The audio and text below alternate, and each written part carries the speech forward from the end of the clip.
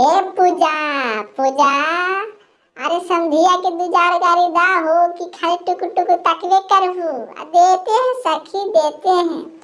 समधी के दीदी के गाल का भावे, पातल के नीचे घपा घावे, रसगुल्ला के धाके काटा गवे, पानी के भौले घोटा गवे।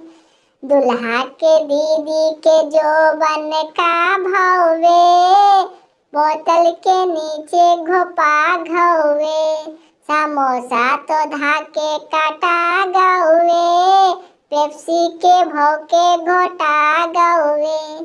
दुल्हा के दीदी छिंदार घूमेला बिना हाथ दाब के, दुल्हा के दीदी छिंदार घूमेला बिना हाथ दाब के।